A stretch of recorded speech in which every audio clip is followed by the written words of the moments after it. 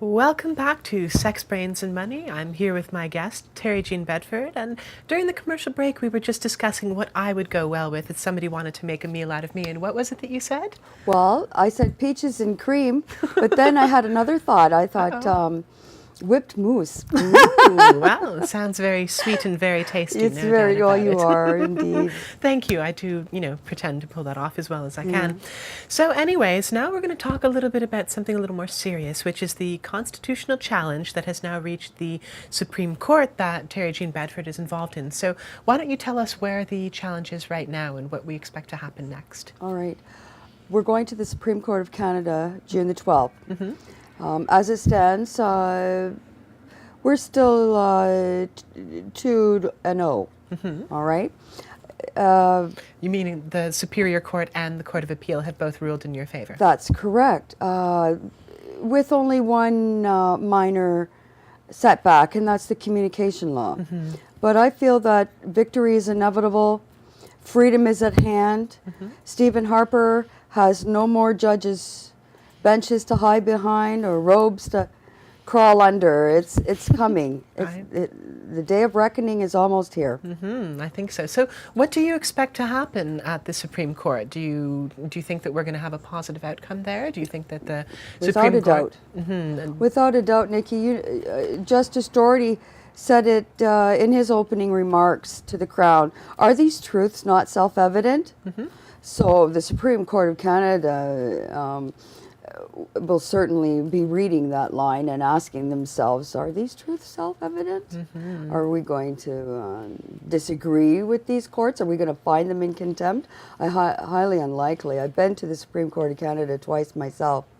In the past, I know how these proceedings can go. You can be in and out in 6 minutes. Really? That's pretty quick. Yes, you can. Let's hope it's for the same case. Well, I've had clients who have lasted less than 6 minutes, but that's usually a good thing. So, Yes. well, hopefully they're going to override the Ontario Court of Appeal's decision on the communicating law as well, because I think that was really unfortunate that they decided to rule that way. But as you mentioned, there was Justice Doherty's decision and his dissenting opinion in the Ontario Court of Appeal decision that hopefully the Supreme Court gives a lot of weight to that, as well as Justice Himel's original decision. So, well, they will, my dear. They will. I hope so too. There's more than one way to skin a cat or a law. That's indeed Absolutely true. And if the communication law fails, I think that we'll go back and try again. I think so. I think that's a good I'm idea. in it for the long haul anyway. I know you are. So you told me that you have a message for Stephen Harper and his wife Lorraine. Would you like to share that with us today? Oh, I do indeed. Well, we know you've said he's been a bad boy in the past. Stephen Harper is feckless, and that means that he's uncaring. He doesn't realize that the laws need to be changed, and they need to be changed now.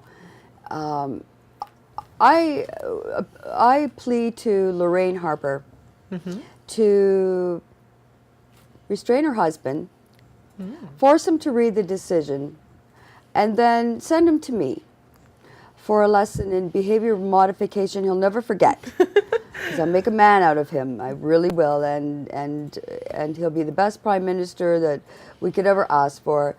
I really believe that if Stephen Harper listens to me, he can get reelected. But if he doesn't, well, he's going to have to suffer the consequences. Well, I'm sure those are just wonderful consequences that many of your clients enjoyed, but maybe not so much Stephen Harper. But either way, thank you very much for sharing that message. I think that if he has any sense at all, he'll listen to you, because you're a woman who gets what she wants. I'm riding my high horse to Ottawa. Amen to that. With I'll be there with you. Wonderful. Well, thank you again so much for joining us today. It's been a really great episode, and we're just going to take a quick commercial break, and I'm going to come back to close out the show and the episode. Thanks again for joining us, and we'll be right back.